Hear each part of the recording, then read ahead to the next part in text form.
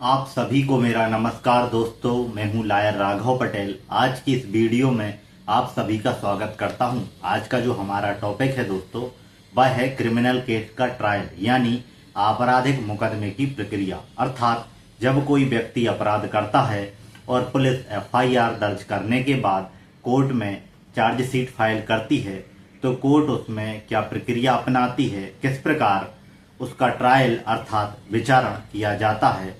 तो आइए दोस्तों वीडियो को स्टार्ट करते हैं। स्टार्ट करने से पहले दोस्तों कुछ बेसिक चीज़ें मैं आपको बताना चाहूँगा, जिससे आपको समझने में आसानी हो। जैसे कि आप भी जानते हैं कि 1 जुलाई से जो है नए कानून लागू हो गए हैं। पहले जब कोई अपराध होता था तो उन अपराधों की परिभाषा और उस अपराध के लिए क्या सजा है वह बताई गई थी भारतीय दंड संहिता में। अब भारतीय दंड संहिता की जगह दोस्तों किसने ले ली?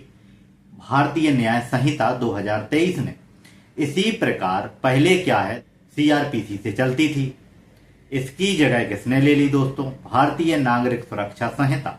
अब भाई ये दोनों बुक हैं, इनका क्या यूज है? जब भी कोई अपराध होता है तो अपराध की परिभाषा और उसके लिए क्या सजा है वह बताती है भारतीय दंड संहिता। मान लीजिए कि 302 का मामला है, तो हत्या की परिभाषा क्या है और हत्या करने वाले को क्या दंड दिया जाएगा वह बताती थी भारतीय दंड संहिता। लेकिन क्या है, यह सिर्फ परिभाषा और सजा के बारे में बताती थी। सजा कौन देगा? तो जाहिर सी बात है दोस्तों, कोर्ट देगी। अब सजा देने के लिए कोर्ट कौन सी प्रक्रिया अपनाता है वह बताई गई है दंड प्रक्रिया संहिता में। यह अपराध और सजा के बारे में बताती है और यह बताती है प्रक्रिया के बारे में कि कोर्ट क्या प्रक्रिया अपनाएगा। लेकिन 1 जुलाई से कानून चेंज हो गए हैं। अब जो भी अपराध होंगे वह दर्ज किए जाएंगे भारतीय न्याय संहिता के अंतर्गत। और कोर्ट दोस्तों कौन सी प्रक्रिया अपनाएगी? तो कोर्ट अपनाएगी भारतीय नागरिक सुरक्षा संहिता।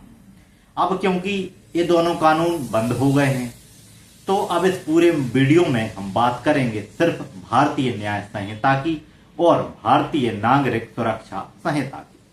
दोस्तों, भारतीय न्याय संहिता को शार्ट में बीएनएस कहा जाता है और भारतीय नागरिक सुरक्षा संहिता को बीएनएसएस कहा जाता है। ये दोनों शार्ट नेम्स हैं। आपको दिमाग में इन दोनों नामों को बैठा लेना है, जिससे क्या है दोस्तों, आपको यह वीडियो समझने में प्रॉब्लम नहीं होगी। बीएनएस और बीएनएसएस। अब सवाल आता है कि भाई कोर्ट कितने प्रकार के होते हैं?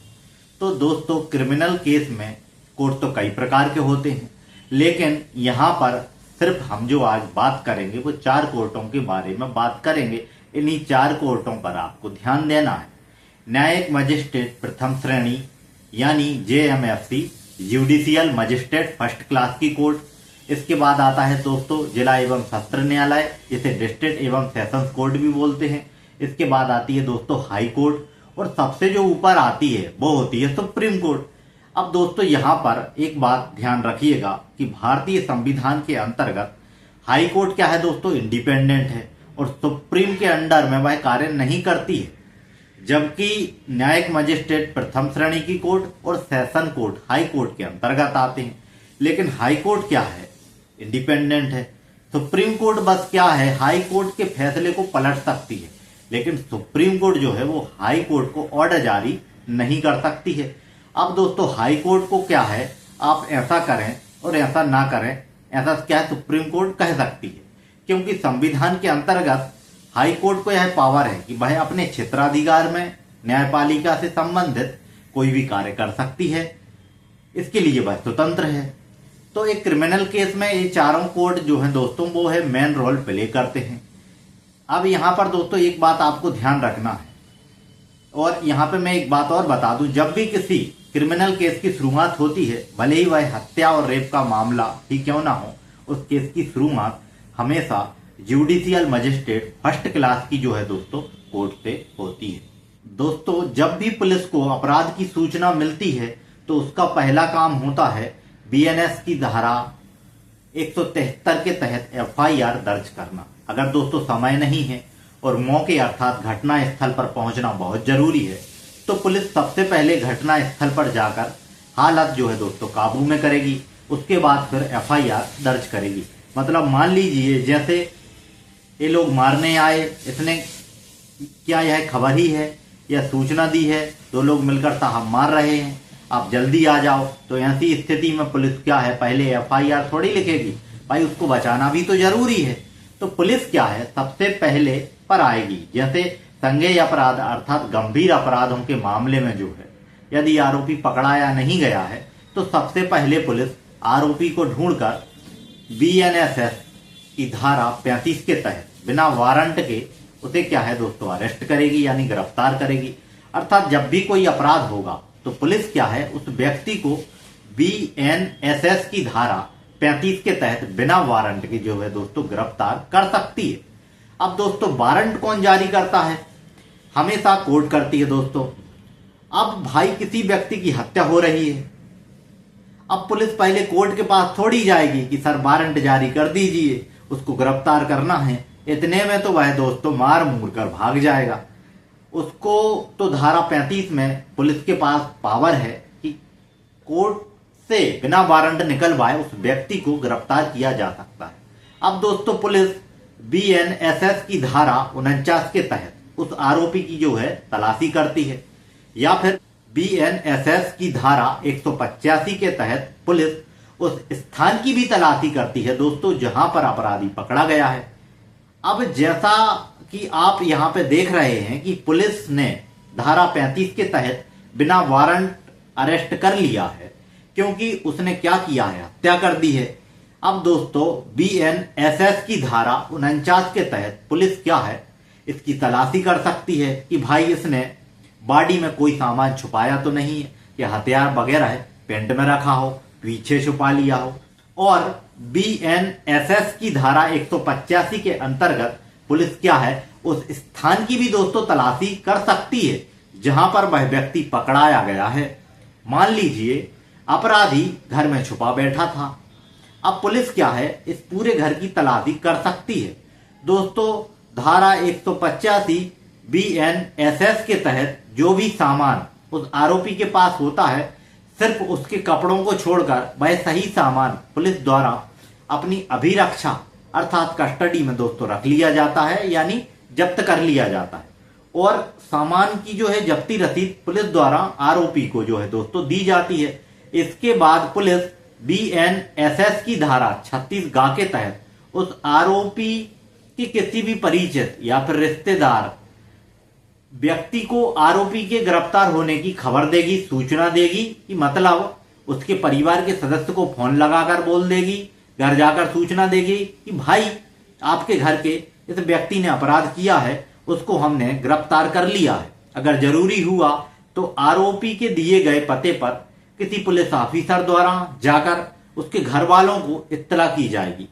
पुलिस एफआईआर दर्ज करने से पहले एक एफआईआर करने के बाद जैसा कि उचित समझे वैसे अपराधी एवं पीड़ित व्यक्ति को बीएनएसएस की धारा 51, 52, 53, 184 और 397 के तहत मेडिकल परीक्षण के लिए पास के दोस्तों सरकारी या फिर प्राइवेट जो है हॉस्पिटल में लेकर जाएगी।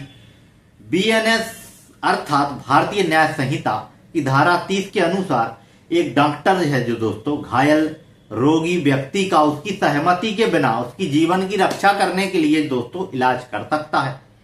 बीएनएस की धारा 200 के तहत कोई भी हॉस्पिटल पीड़ित व्यक्ति का दोस्तों इलाज करने से जो है मना नहीं कर सकता है। दोस्तों जब कभी भी कोई अपराध होगा तो पुलिस क्या है उसकी चार्जशीट फाइल करेगी। अर्थात जब अपराध की सूचना पुलिस को मिल जाती है तो वह उसमें जांच कैसे करती है, अपराध होने के बाद सबसे पहला जो दोस्तों काम होता है वह है उस अपराध की सूचना पुलिस को देना। जो व्यक्ति अपराध की सूचना देता है वह शिकायतकर्ता कहलाता है। जिस व्यक्ति के साथ अपराध किया जाता है वह विक्टिम, फरियादी या फिर पीड़ित कहलाता है। और दोस्तों जो व्यक्ति अपराध करता है वह एक्यूज्ड, आरोपी यानी अभियुक्त कहलाता है। पुलिस को अपराध की सूचना देने वाला व्यक्ति पीड़ित नहीं भी हो सकता है। जैसे कोई व्यक्ति जिसने सिर्फ अपराध होते हुए देखा हो लेकिन वह व्यक्ति उस अपराध से पीड़ित ना हो, अर्थात उसका हिस्सा ना हो, तो वह व्यक्ति भी शिकायतकर्ता हो सकता है। यहाँ पे आपके सामने दोस्तों एक इमेज है। यह क्या है? फरियादी, विक्टिम, पीड़ित है। यह दोनों क्या है दोस्तों? अपराधी हैं, यानी अभियुक्त हैं। यह आरोपी कह सकते हैं। आप देख रहे हैं यहाँ पे हथियार रखे हैं, हाथ में चाकू है, खंजर है, और उसको बेरहमी से जो है दोस्तों मार रहे हैं। अब बाय चांस ये मरने से बच गया तो यह खुद भी शिकायतकर्ता हो सकता है कि भाई मेरे साथ में जो है अपराध हुआ है, इन दोनों व्यक्तियों ने मेरे साथ मारपीट की है और जो है मेरी हत्या करने का प्रयास किया है। एक तो यह भी शिकायतकर्ता हो सकता है दोस्तों। अब बाय चांस ये दोनों मिलकर इसको मार देते हैं, यह मर जाता है बेचारा, तो फिर दोस्तों शिकायतकर्ता क्या है? यह पीछे खड़ा व्यक्ति भी हो सकता है कि भाई मैंने देखा है ये दो लोग मिलकर इसको मार रहे थे, यह मर गया। अब बाय चांस यह डर रहा है कि भैया ऐसा ना हो कि शिकायत कर दी तो ये दोनों मिलकर मुझे भी खत्म कर दें, तो यह क्या है? पुलिस को बस खबर देगा कि साहब मैंने मर्डर होते हुए देखा है और मेरा नाम नहीं आना चाहिए, मैंने आपके हाथ पैर जोड़े। ऐसी स्थिति में फिर क्या है? जो शिकायतकर्ता कौन है? वह पुलिस स्वयं होगी कि सूचना मिली है कि भाई यहाँ पर अपराध जो है कारित हुआ है, एक व्यक्ति की हत्या की गई है, तो फिर क्या है? पुलिस क्या है? स्वयं यहाँ पर शिकायतकर्ता बन जाएगी। पुलिस स्वयं किसी भी जो है अपराध की शिकायतकर्ता हो सकती है दोस्तों। जैसे कि कोई पुलिस ऑफिसर ड्यूटी या गश्त पर हो और वो कोई अपराध होते हुए देखे तो वह पुलिस ऑफिसर स्वयं भी शिकायतकर्ता हो सकता है। इसके अलावा पुलिस को अपने किसी मुखबिर अर्थात खबरी से कोई सूचना मिले या फिर कोई अपनी पहचान बताए बिना पुलिस को सूचना दे उस अपराध में, तो वो भी पुलिस क्या है? शिकायतकर्ता ही होगा। जब भी पुलिस को अपराध की सूचना मिलती है दोस्तों, तो उसका पहला काम होता है BNSS की धारा 173 के तहत FIR दर्ज करना। दोस्तों जो है मेडिकल रिपोर्ट है वह थाने में भेजनी पड़ेगी। पहले क्या है? CRPC में जो है 7 दिन की लिमिट नहीं थी, आराम से 5-6 महीने या साल भर में रिपोर्ट आ रही है। लेकिन अब यदि रेप का मामला सामने आता है तो धारा 64 के तहत डॉक्टर हो या फॉरेंसिक हो, उसको क्या है दोस्तों? 7 दिन के अंदर थाने में रिपोर्ट भेजनी पड़ेगी। मान लीजिए कि रेप हुआ है तो दोनों के DNA सैंपल लिए जाएंगे, वेजिनल साइट का सैंपल लिया जाएगा, प्यूबिक हेयर का सैंपल लिया जाएगा और जो अपराधी पुरुष है उसके सीमन का सैंपल भी लिया जाएगा। ये सारे सैंपल क्या है? फॉरेंसिक में है जो दोस्तों भेज दिए जाएंगे और 7 दिन के अंदर डॉक्टर को उसकी रिपोर्ट क्या है? थाने में भेजनी पड़ेगी। अब धारा 64 में क्या नया नियम आ गया है दोस्तों? इन सब कार्यवाहियों के बाद अगर पुलिस को लगता है कि जिस धारा में जो केस बनता है वह धारा जमानती है या फिर पुलिस के पास आरोपी के विरुद्ध पर्याप्त जो है सबूत नहीं है, एविडेंस नहीं है, तो दोनों ही स्थितियों में आरोपी को BNSS की धारा 478 के तहत पुलिस थाने से ही छोड़ दिया जाएगा। इसके लिए पुलिस द्वारा किसी बेल बॉन्ड की मांग की जा सकती है अगर अपराध गैर जमानती धाराओं में है। उदाहरण के लिए जैसे कि BNS भारतीय न्याय संहिता की धारा 64 के तहत रेप का या धारा 103 हत्या का मामला है, तो फिर BNSS की धारा 58 के तहत पुलिस आरोपी को अरेस्ट करने के 24 घंटे के अंदर जो है दोस्तों मजिस्ट्रेट के सामने पेश करेगी। जैसा कि मैंने शुरुआत में बताया था कि हर केस की शुरुआत मजिस्ट्रेट की कोर्ट से होती है, भले ही यह रेप या हत्या का मामला क्यों ना हो। अब धारा 58 के तहत पुलिस क्या है? आरोपी को अरेस्ट करने के 24 घंटे के अंदर जो है दोस्तों मजिस्ट्रेट के सामने पेश करेगी, क्योंकि गिरफ्तारी की बात आई है। अरेस्ट की अपराध दोस्तों जिनमें जो है 7 वर्ष तक की सजा है, उनमें किसी भी व्यक्ति को जो है पुलिस गिरफ्तार नहीं कर सकती है। पुलिस उस व्यक्ति को थाने में सिर्फ नोटिस देकर छोड़ दिया जाएगा। जब पुलिस कोर्ट में चालान अथवा चार्जशीट पेश करेगी, उस दिन उस व्यक्ति को सीधा कोर्ट में हाजिर होना होगा और कोर्ट से जमानत लेनी होगी। भारतीय न्याय संहिता का कोई भी अपराध हो या फिर कोई अदर क्रिमिनल एक्ट क्यों ना हो, यदि अपराधी के ऊपर इनमें से कोई भी धारा लगाई गई है उस धारा की जो है अधिकतम सजा 7 साल तक की है, तो दोस्तों ऐसी स्थिति में पुलिस उस व्यक्ति को जो है गिरफ्तार नहीं करेगी जब तक कि अति आवश्यक। तो क्या है इसका कारण भी है, पुलिस को बताना पड़ेगा। यदि गिरफ्तारी गलत की गई है तो यह कंटेम्प्ट ऑफ कोर्ट यानी न्यायालय की दोस्तों अवमानना कहलाएगा, क्योंकि माननीय सुप्रीम कोर्ट ने एक जजमेंट में स्पष्ट गाइडलाइन जारी की है गिरफ्तारी के संबंध में। यहां तक कि 7 साल की सजा किसी धारा या अपराध में है तो पुलिस वहां पर गिरफ्तारी नहीं करेगी, सिर्फ कोर्ट से ही जो है नोटिस देकर छोड़ देगी। अब यदि गिरफ्तार कर भी लिया है और नोटिस देकर छोड़ना पड़ेगा तो पुलिस को तो अति आवश्यक ना हो तो गाइडलाइन सुप्रीम कोर्ट में इस केस में जारी की गई है। केस का नाम है दोस्तों Arnesh Kumar versus state of Bihar. तो पुलिस वाले यदि परेशान करते हैं, थाने में बैठा के रखते हैं, तो आप इसकी शिकायत है जो दोस्तों एसपी को कर सकते हैं या फिर कमिश्नर को कर सकते हैं, या फिर हाई कोर्ट या फिर सुप्रीम कोर्ट में रिट पिटीशन भी दायर कर सकते हैं। जब गंभीर अपराध में पुलिस द्वारा गिरफ्तारी के 24 घंटे के अंदर जो है दोस्तों आरोपी को मजिस्ट्रेट के सामने पेश कर दिया जाता है। इसके बाद पुलिस मजिस्ट्रेट से आरोपी की पुलिस कस्टडी मांगती है। यदि पुलिस कस्टडी का मतलब होता है दोस्तों आरोपी को थाने ले जाकर उससे पूछताछ करना, जैसे घटना कैसे हुई, कौन कौन से हथियार जो है रखे थे, या कहां पे जो हथियार छुपा के रखे हैं, अपराध में कौन कौन शामिल था, यह सब बातें पुलिस क्या है पुलिस थाने में पूछती है। इसके लिए पुलिस क्या है पुलिस कस्टडी मांगती है। अब BNSS की धारा 187 के तहत यह मजिस्ट्रेट के ऊपर है कि आरोपी को पुलिस कस्टडी में भेजना है या नहीं भेजना है। यदि पुलिस बोल देती है कि सर यह जो आरोपी है वो इन्वेस्टिगेशन में सहयोग नहीं कर रहा है, इसलिए इसकी जो है पुलिस कस्टडी हमें दी जाए जिससे जांच पूरी हो सके। आमतौर पर क्या होता है कि मजिस्ट्रेट जो होते हैं वो कस्टडी देने से मना नहीं करते हैं। यदि मजिस्ट्रेट को और आरोपी को पुलिस कस्टडी में भेजना है तो BNSS की धारा जो 187(3) के तहत पुलिस कस्टडी 15 दिन से अधिक की नहीं होगी, ऐसा एक कानून है। यदि पुलिस कस्टडी में नहीं भेजना है फिर मजिस्ट्रेट आरोपी को जुडिशियल कस्टडी यानी जेल भेज देते हैं। पुलिस कस्टडी होती है दोस्तों और एक होती है जुडिशियल कस्टडी। पुलिस कस्टडी कब दी जाती है जब आरोपी से पूछताछ करनी हो कि भैया हथियार जब्त करना हो। ऐसी स्थिति में क्या है पुलिस मजिस्ट्रेट से जो पुलिस कस्टडी मांगती है। और जुडिशियल कस्टडी कब होती है दोस्तों जब पुलिस मना कर दे कि भाई अब कस्टडी नहीं चाहिए, हमें जो पूछताछ करनी थी हमने कर ली है। लेकिन यदि आरोपी को छोड़ दिया गया तो यह क्या है जो साक्ष्यों को एविडेंस को जो है प्रभावित करेगा, गवाहों को डरा भी सकता है, उन्हें धमका भी सकता है। इसलिए इसको क्यों ना जेल भेज दिया जाए, वहीं शांति से ये पड़ा रहेगा। तो इस जेल भेजने को ही क्या है जुडिशियल कस्टडी दोस्तों कहा जाता है। फिर आरोपी को जमानत देने की पावर जो है दोस्तों वो मजिस्ट्रेट के पास ही होगी यदि कि सेशन कोर्ट यानी सत्र न्यायालय द्वारा विचारणीय है।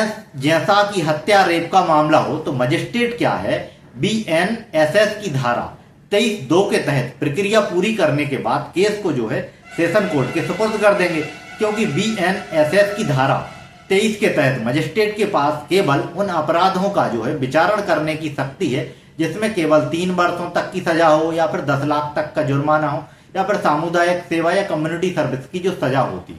जबकि BNSS की धारा 22 के तहत सत्र न्यायाधीश अर्थात सेशन कोर्ट के पास में मृत्यु दंड देने की शक्ति है। तो हत्या और रेप के मामलों में अधिकतम सजा क्या है मृत्यु दंड या आजीवन कारावास। तो ऐसे मामलों को मजिस्ट्रेट क्या है सजा सुना नहीं सकते हैं, क्योंकि उनके पास तो 3 साल तक की सजा देने का ही पावर है एक मजिस्ट्रेट। अब चूंकि हत्या और रेप का मामला क्या है 3 साल से ऊपर की सजा वाला है, आजीवन कारावास का मामला है या फिर मृत्यु दंड तक की सजा का मामला है, तो ऐसे में मजिस्ट्रेट क्या है मामले को सेशन कोर्ट के पास भेज देते हैं। अर्थात इस केस की जो सुनवाई है अब सेशन कोर्ट करेगा, क्योंकि हमारे पास में जो है पावर नहीं है। इसे कहते हैं मामले को कमिट करना। इसलिए गंभीर धाराओं में किए गए अपराधों की सुनवाई जो है मजिस्ट्रेट नहीं कर सकते हैं। इसलिए मजिस्ट्रेट को केस जो है सत्र न्यायालय के पास भेजना अर्थात सुपुर्द करना पड़ता है। अब दोस्तों आरोपी द्वारा जमानत या फिर अग्रिम जमानत लेना, रेगुलर बेल और एंटीसिपेटरी बेल, अगर कोई आरोपी गिरफ्तार नहीं हुआ या फिर भाग गया है, वह आरोपी अपने अधिवक्ता के माध्यम से BNSS की धारा 482 के तहत कोर्ट में अग्रिम जमानत यानी एंटीसिपेटरी बेल का आवेदन दायर कर जमानत ले सकता है। या फिर पुलिस द्वारा कोर्ट में चार्जशीट दायर हो जाने के बाद पुलिस या कोर्ट के सामने समर्पण करके बीएनएसएस की धारा 480 के तहत मजिस्ट्रेट की कोर्ट से और धारा 483 के तहत सत्र न्यायाधीश अर्थात सेशन कोर्ट से नियमित जमानत यानी रेगुलर बेल ले सकता है। शिकायतकर्ता या पीड़ित अर्थात विक्टिम व्यक्ति चाहे तो उसी कोर्ट में जिस कोर्ट में एंटीसिपेटरी बेल या रेगुलर बेल आरोपी ने दायर की है उसी कोर्ट में फरियादी अर्थात पीड़ित व्यक्ति भी शिकायतकर्ता बेल में आपत्ति दर्ज करा सकता है। फिर बेल के खिलाफ ऊपर की कोर्ट जैसे कि सेशन कोर्ट हो या फिर सुप्रीम कोर्ट में बीएनएसएस की धारा 483 के तहत बेल कैंसिलेशन की जो फाइल है वो लगा सकता है कि आरोपी को जो है जमानत ना मिल सके और यदि मिल गई है तो जमानत रद्द करवाई जा सके। मान लीजिए आरोपी ने क्या है बेल का एप्लीकेशन लगाया है, एंटीसिपेटरी बेल हो या फिर चार्जशीट फाइल हो गई हो तो रेगुलर बेल या फिर फरियादी के पास क्या है ऑप्शन होते हैं। 483 सबसेक्शन 3 के तहत भाई कोर्ट में क्या है आपत्ति लगाएगा कि भाई इसको जमानत ना दी जाए या जेल में ही अच्छा है, बाहर निकलेगा तो गवाहों को जो डराएगा धमकाएगा या फिर जो दोस्तों एविडेंस अर्थात साक्ष्यों के साथ में छेड़छानी करेगा, इसलिए इसको बेल ना दी जाए। तो पीड़ित व्यक्ति चाहे तो बेल कैंसिलेशन के लिए फाइल कर सकता है। पुलिस द्वारा केस में इन्वेस्टिगेशन करना और सबूत इकट्ठा करना ऊपर बताई गई सभी कार्यवाहियों और एफआईआर रजिस्टर्ड होने के बाद जो दोस्तों पुलिस का काम होता है कि भाई केस की निष्पक्ष जांच करे, कोर्ट में चार्जशीट फाइल करे। जो व्यक्ति केस की जांच करता है उसे आईओ यानी इन्वेस्टिगेशन ऑफिसर कहा जाता है। आईओ कौन हो सकता है दोस्तों? इन्वेस्टिगेशन ऑफिसर पुलिस का ही व्यक्ति होता है। एसडीओपी भी हो सकता है, डिविजनल ऑफिसर हो सकता है, टीआई हो सकता है जिसे हम चालू भाषा में टाउन इंचार्ज कहते हैं, या सब इंस्पेक्टर भी जो केस की दोस्तों जांच कर सकता है।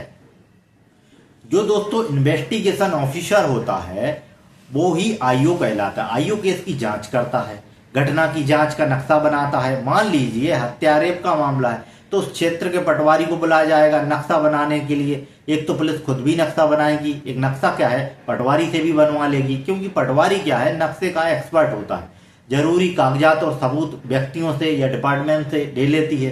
पुलिस फिर गवाहों के धारा 180 बीएनएसएस में जो है बयान दर्ज करती है। यदि पुलिस क्या करती है, इन्वेस्टिगेशन ऑफिसर जांच में यह पाता है कि शिकायतकर्ता की जो शिकायत है भाई झूठी है या पर्याप्त आधार नहीं है, साक्ष्य नहीं है, एविडेंस नहीं है कि आरोपी के विरुद्ध में जो एफआईआर दर्ज की जाए, तो पुलिस बीएनएसएस की धारा 189 के तहत जो है फॉल्स रिपोर्ट यानी एफआर जिसे क्लोजर रिपोर्ट भी कहा जाता है कोर्ट के सामने फाइल करके केस को क्या है खत्म कर सकती है।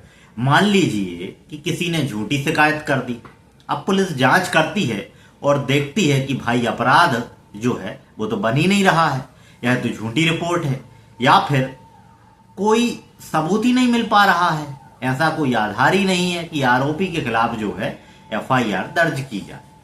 तो शिकायतकर्ता ने जो शिकायत की है उस शिकायत में पुलिस क्या है धारा 189 के तहत फॉल्स रिपोर्ट यानी क्लोजर रिपोर्ट कोर्ट के सामने फाइल करके केस को खत्म कर देगी। ऐसी स्थिति में शिकायतकर्ता या पीड़ित व्यक्ति चाहे तो प्रोटेस्ट पिटीशन अर्थात परिवाद, जो कि हमने ऊपर डिस्कस किया था कि केस दो प्रकार के होते हैं, एफआईआर और सेकंड वन है परिवाद।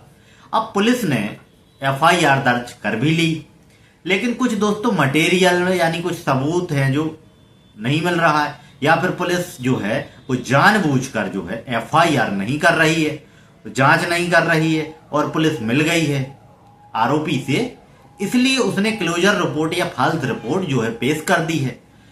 तो फिर पीड़ित व्यक्ति चाहे तो परिवाद के माध्यम से कोर्ट में केस को आगे बढ़ा सकता है या फिर बीएनएसएस की धारा 210(1) के तहत केस को आगे चला सकता है। साथ ही बीएनएसएस की धारा 173(4) के तहत मजिस्ट्रेट के यहाँ पे जो है आवेदन कर सकता है, एप्लीकेशन दे सकता है। मजिस्ट्रेट पुलिस को एफआईआर दर्ज करने के आदेश देगा। मान लीजिए आप थाने गए, अब पुलिस आपकी एफआईआर ही दर्ज नहीं कर रही है, आपने एसपी, कमिश्नर सबको कंप्लेंट कर दी, लेकिन आपकी कोई शिकायत ही नहीं लिख रहा है, तो आप क्या है मजिस्ट्रेट के सामने परिवाद कंप्लेंट के जो है दायर करेंगे और परिवाद के साथ ही एक एप्लीकेशन और देंगे। आवेदन पत्र के अंतर्गत धारा 173(4) भारतीय नागरिक सुरक्षा संहिता, इस आवेदन में आप मजिस्ट्रेट से आग्रह करेंगे कि सर पुलिस को आप निर्देश दीजिए कि पुलिस एफआईआर दर्ज करे। तो मजिस्ट्रेट के पास में पावर होते हैं कि वो 173(4) में कि भाई पुलिस को आदेश कर सकती है कि भैया इस केस में एफआईआर जो है दर्ज करो। तो फिर पुलिस की मजबूरी फंस जाएगी, वहां पे उसको एफआईआर दर्ज करना पड़ेगा। किसको? पुलिस को। तो ये होती है दोस्तों परिवाद की पावर। लेकिन यदि ऐसा मामला नहीं बन रहा है तो पुलिस क्या है, क्लोजर रिपोर्ट फाइल करके पुलिस के पास यदि पर्याप्त सबूत है तो फिर आरोपी के खिलाफ पुलिस द्वारा कोर्ट में जो है चार्जशीट फाइल की जाती है। इस चार्जशीट को क्या ही चालान कहते हैं, अंतिम प्रतिवेदन कहते हैं, या इस्तेगासा कहते हैं, या अभियोग पत्र भी इसे कहा जाता है। इतने नामों से दोस्तों चार्जशीट को जो है जाना जाता है। अब बात ध्यान रखिएगा, कभी भी जो है आपको कंफ्यूज नहीं होना है। चार्जशीट को क्या है 5 नामों से जाना जाता है, लेकिन हम यहां पर सिर्फ 2 नामों का ही जो इस्तेमाल करेंगे, जिससे क्या है दोस्तों कंफ्यूजन ना हो। आपको जो चार्जशीट दिखेगा या फिर चालान दिखेगा तो समझ जाइएगा दोस्तों, पुलिस द्वारा क्या है कोर्ट में चार्जशीट फाइल कर दी जाती है यदि आरोपी के पास पुख्ता सबूत है कि पुलिस द्वारा उसे झूठा फंसाया गया है और उसके ऊपर जो है दोस्तों गलत रूप से एफआईआर दर्ज की गई है। तो एफआईआर निरस्त, अर्थात एफआईआर को क्वेश कराने के लिए बीएनएसएस की धारा 528 के तहत आरोपी क्या है उच्च न्यायालय या हाई कोर्ट में पिटीशन दायर कर सकता है, जिससे कि एफआईआर निरस्त की जा सके। मतलब कि आपको किसी केस में झूठा जो है फंसा दिया गया है और आपके पास जो है पर्याप्त सबूत है कि भाई आपके ऊपर गलत एफआईआर हुई है।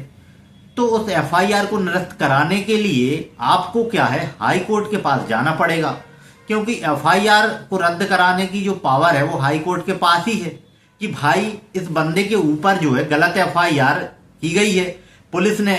और यदि हाई कोर्ट को लगता है कि हाँ आरोपी ने पर्याप्त मटेरियल हमारे सामने रख दिया है कि स्पष्ट है कि इसके ऊपर गलत एफआईआर की गई है, तो फिर हाई कोर्ट चाहे तो उस व्यक्ति के खिलाफ की गई एफआईआर को निरस्त कर सकती है, केस वहीं खत्म हो जाएगा। लेकिन यदि ऐसा नहीं होता है तो फिर आगे की स्थिति बनती है कि बीएनएसएस की धारा 187(3) के तहत पुलिस द्वारा किसी भी क्रिमिनल केस में चार्जशीट अथवा चालान फाइल करने की जो समय सीमा है वो 60 दिन होता है या फिर 90 दिन होती है।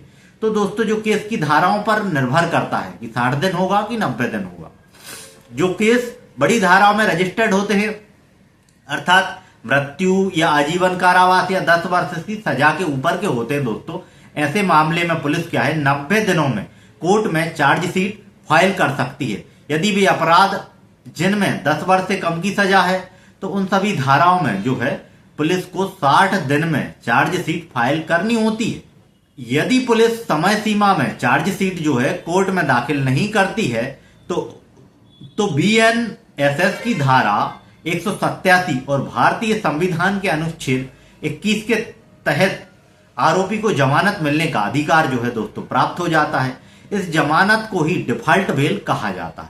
लेकिन इस समय सीमा का नियम तभी लागू होता है जब आरोपी जेल में हो और उसकी जमानत नहीं हो। अगर आरोपी की जमानत पर जेल से बाहर है तो पुलिस चार्जशीट फाइल करने में 60 दिन या 90 दिन से ज्यादा समय भी लगा सकती है। भाई सीधी सी बात है कि यदि किसी गंभीर मामले में पुलिस को चार्जशीट अर्थात चालान कोर्ट में पेश करना है तो इन धाराओं का जो अपराध है जिसमें 10 वर्ष से ऊपर तक की सजा है या फिर दोस्तों आजीवन कारावास है या फिर मृत्यु दंड तक की सजा है। मान लीजिए रेप या हत्या का मामला या पास्को के अंतर्गत मामला हो तो ऐसे मामलों में पुलिस को क्या है 90 दिन में चार्जशीट फाइल करनी होती है। यदि पुलिस 90 दिन में चार्जशीट फाइल नहीं करती है तो जैसे ही दोस्तों 91वां दिन चालू हुआ, 91 दिन तुरंत आपको बीएनएसएस की धारा 187 के तहत उसी कोर्ट में डिफॉल्ट बेल के लिए जो है एप्लीकेशन फाइल करना है कि भैया चालान पेश नहीं कर रहे हैं, हमको जमानत दी जाए। लेकिन ध्यान रखिएगा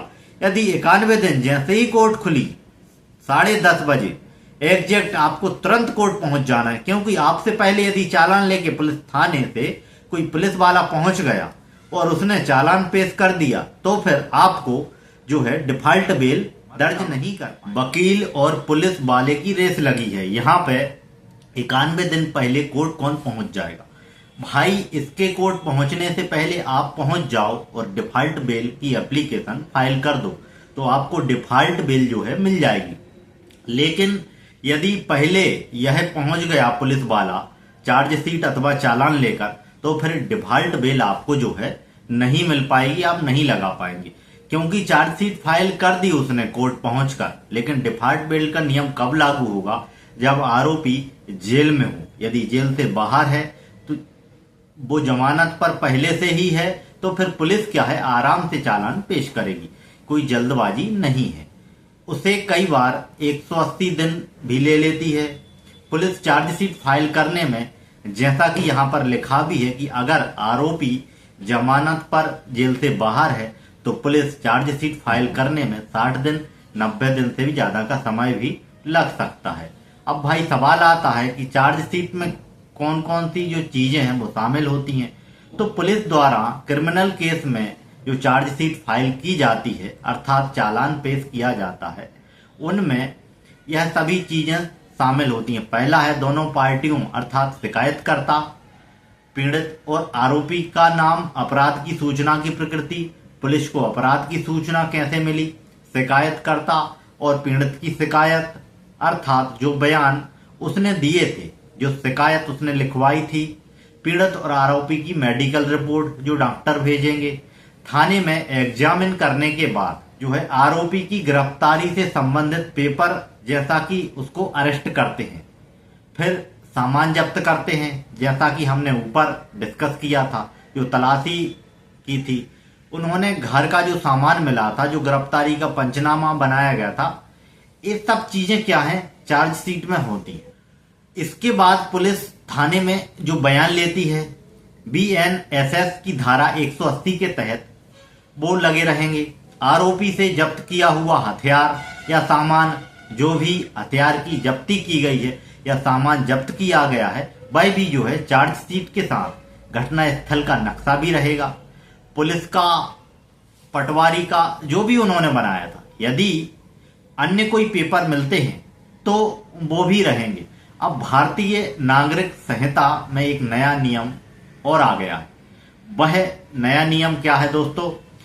पुलिस को धारा 176 के तहत जो है वीडियोग्राफी भी कराना पड़ेगी, फॉरेंसिक रिपोर्ट बुलानी पड़ेगी। तो यहाँ पे क्या है, चार्जशीट फाइल हो गई, इन्वेस्टिगेशन का पार्ट अब दोस्तों खत्म हो गया, पुलिस के हाथ यहाँ टूट चुके हैं। अब पुलिस कुछ नहीं कर सकती, जो भी करना है अब क्या है वो कोर्ट करेगी, क्योंकि पुलिस ने चार्जशीट कोर्ट में फाइल कर दी। अब आता है दोस्तों दूसरा भाग, क्रिमिनल केस ट्रायल, अर्थात जब चार्जशीट फाइल हो जाती है तो कोर्ट क्या प्रक्रिया अपनाएगी। पुलिस द्वारा कोर्ट में जो है चार्जशीट अर्थात चालान दायर करने के बाद आरोपी पर क्रिमिनल केस का जो है ट्रायल है शुरू हो जाता है। यदि चार्जशीट और बयानों को देखने के बाद मजिस्ट्रेट को लगता है कि आरोपी के ऊपर केस चलाने के लिए जो है दोस्तों पर्याप्त जो है आधार नहीं है, जिस पर आरोपी के खिलाफ चार्ज लगाकर केस को आगे चलाया जा सकता है, तो मजिस्ट्रेट है दोस्तों वो क्या करेगा, आरोपी को BNSS की धारा 262 के तहत, इसी प्रकार सेशन कोर्ट द्वारा BNSS की धारा 250 के तहत और परिवाद अर्थात कंप्लेंट केस में मजिस्ट्रेट द्वारा BNSS की धारा 268 के तहत डिस्चार्ज कर दिया जाता है। दो शब्द देखने को मिलते हैं हमें, एक होता है दोषमुक्त और दूसरा है बरी। तो मान लीजिए कि आरोपी के खिलाफ अभी कोई मामला नहीं बन रहा है, इसलिए जो है मजिस्ट्रेट क्या कहा, क्या तुझे छोड़ा जा रहा है, लेकिन यदि कुछ मिल गया तुम्हारे खिलाफ कोई सबूत, तो तेरे ऊपर क्या है वापस से जो है केस चालू हो जाएगा। एक होता है दोष मुक्त अर्थात बरी, वो क्या है केस के अंत में होता है कि भाई पूरे मामले का जो है विचारण हो गया है, आरोपी के खिलाफ कोई भी अपराध नहीं बनता है, इसलिए उसे क्या है दोष मुक्त किया जाता है। अब इसके ऊपर फिर से कोई सुनवाई नहीं होगी तो वह क्या होता है दोष मुक्त या बरी। तो चार्जशीट को देखने के बाद यदि मजिस्ट्रेट को लगता है कि भाई आरोपी के विरुद्ध क्या है कोई मामला नहीं बन रहा है, यार फालतू केस चलाना है, अब इसके ऊपर तो मजिस्ट्रेट क्या है, उस आरोपी को जो है दोष मुक्त कर सकते हैं।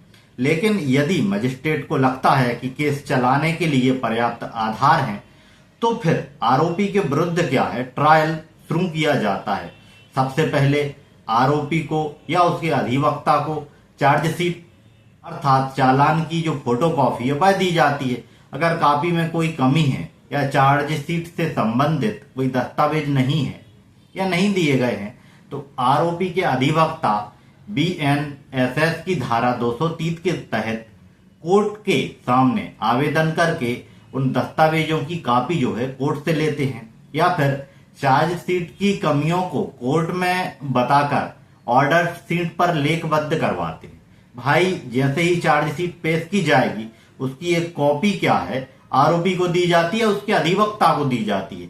अब मान लीजिए पुलिस ने जो नक्शा बनाया था, जो जब्ती की थी, जो बयान लिए थे, उसमें से किसी भी चीज की कमी है, वो चार्जशीट के साथ हमको नहीं मिले, या तो फोटोकॉपी अच्छे से नहीं की होगी या फिर पेज गायब हैं उनमें से, तो ऐसी स्थिति में क्या है, आरोपी के अधिवक्ता कोर्ट से रिक्वेस्ट कर सकते हैं कि भाई ये पुलिस वालों ने हमको चार्जशीट की कॉपी नहीं दी है, या कॉपी दी है तो वैसी नहीं है जैसी जो मूल कॉपी होनी चाहिए, या फिर उसमें कोई कमी है, पेपर्स पूरे नहीं है। पुलिस वाले बोलते हैं कि सर एक ही कॉपी है, हम इसको कल लाके दे देंगे। तो फिर ऐसी स्थिति में आरोपी के एडवोकेट क्या है, इस बात को ऑर्डर शीट पर लिखवा देंगे। ऑर्डर शीट क्या होती है दोस्तों, केस में हर पेशी पर कोर्ट में क्या है कार्यवाही हुई है जो उस ऑर्डर शीट पर लिखा हो जाता है, तो ऑर्डर शीट में जो है लिखवा देंगे चार्जशीट की कॉपी अपूर्ण है। नहीं तो आप 1-2 महीने बाद बोलें कि सर कॉपी नहीं मिली, तो फिर क्या है, कोर्ट उसको कंसीडर नहीं करेगी कि भाई आप क्या कर रहे हैं। जब चार्जशीट फाइल की गई थी, अब चार्जशीट फाइल कर दी जाती है कोर्ट में और आरोपी के अधिवक्ता अपीयर हो जाते हैं और चार्जशीट की कॉपी देने की कार्रवाई पूरी हो जाती है, तो फिर क्या है, चार्जशीट पर बहस अर्थात आर्ग्यूमेंट होते हैं। इसके लिए क्या है, एक पेशी नियत की जाती है। चार्जशीट का मतलब होता है आरोपी पर धाराएं लगाना कि किस धारा में उस पर केस बनता है और किन धाराओं में उस पर केस चलना चाहिए, इस चार्ज फ्रेम करना कहा जाता है। अब मान लीजिए चार्जशीट पेश की गई और पुलिस ने कहा कि चार्जशीट में लिख दिया है कि धारदार हथियार से सर पे वार करना पाया गया। अब उस चार्जशीट में क्या है, डॉक्टर की मेडिकल रिपोर्ट भी लगी है। यही बातें आरोपी के अधिवक्ता क्या है, आर्ग्यूमेंट अर्थात बहस में बताते हैं कि सर जो पुलिस वालों ने धाराएं लगाई हैं वे गलत लगाई हैं, डॉक्टर कुछ बोल रहा है, पुलिस वाले कुछ और धारा लगा रहे हैं। तो इसे ही क्या है, चार्ज फ्रेम करना कहा जाता है। अब कोर्ट के पास क्या है, पुलिस ने जो धाराएं लगाई गई हैं उसी में केस को आगे चलना है दोस्तों, कि धाराएं चेंज कर सकते हैं। चार्जशीट को पढ़ने के बाद यदि कोर्ट को लगे कि आरोपी पर जो चार्ज फ्रेम करना बनता है, लेकिन पुलिस ने जो धाराएं लगाई हैं वह धाराएं सही नहीं है, तो कोर्ट BNSS की धारा 239 और 244 के तहत उन धाराओं को बदलकर नई धाराओं में भी चार्ज लगा सकती है कि भाई पुलिस की धाराएं हटाई जाती हैं, इन धाराओं में केस चलेगा जो हम लगा रहे हैं। इसे ही क्या है, चार्ज फ्रेम करना कहा जाता है। चार्ज फ्रेम किए जाने के बाद कोर्ट आरोपी से पूछती है कि भाई उसने अपना गुनाह कबूल है, अर्थात आरोपी यह बात मानता है कि उसने अब अपराध किया है। अगर वह अपना गुनाह कबूल कर लेता है तो उसी वक्त अगली पेशी पर उसे सजा सुना दी जाती है और केस खत्म हो जाता है। लेकिन आमतौर पर आरोपी द्वारा गुनाह कबूल नहीं किया जाता है और कोर्ट में आरोपी कहता है कि भाई क्रिमिनल केस ट्रायल फेस करेगा, अर्थात वह विचारण का सामना करेगा, जुर्म अस्वीकार है, तो फिर ऐसी स्थिति में कोर्ट क्या है, उसे अपने पक्ष रखने का जो है मौका देगी और फिर ट्रायल शुरू हो जाता है, केस की सुनवाई शुरू हो जाती है। इसे ट्रायल प्रोग्राम भी कहा जाता है। ट्रायल प्रोग्राम का अर्थ होता है भाई गवाहों की लिस्ट, किस हिसाब से गवाहों को बुलाना है, किसकी गवाही कब करवानी है, तो इसे क्या है, ट्रायल प्रोग्राम कहा जाता है। अब आती है दोस्तों गवाही। क्रिमिनल केस ट्रायल शुरू होने के बाद इस स्टेज पर पुलिस द्वारा जो चार्जशीट में गवाही की लिस्ट दी गई है, भारतीय साक्ष्य अधिनियम 2023 की धारा 142 मुख्य परीक्षण एग्जामिनेशन इन चीफ एवं प्रति परीक्षण क्रॉस एग्जामिनेशन इसे ही कहा है। इसे जिरह भी कहा जाता है। तो 142 के तहत गवाहों की गवाही होती है। अभियोजन पक्ष अर्थात पीड़ित पक्ष की ओर से जो गवाह होते हैं उन्हें पीडब्ल्यू यानी प्रोसिक्यूशन विटनेस और आरोपी पक्ष की ओर से जो गवाह होते हैं उन्हें डीडब्ल्यू यानी डिफेंस विटनेस कहा जाता है। यह गवाह क्रमवार होते हैं, जैसे कि PW1, PW2, PW3 मतलब पीड़ित पक्ष के जो गवाह होंगे वे क्या है क्रमवार होते हैं। पहला गवाह क्या है PW1 प्रोसिक्यूशन विटनेस नंबर 1। इसी प्रकार प्रोसिक्यूशन विटनेस नंबर 2 एक क्या लिखा जाता है जब उसकी गवाही होती है और यदि आरोपी पक्ष कोई गवाह पेश करता है तो वह क्या है DW यानी defence witness number 1, defence witness number 2 इस प्रकार होते हैं।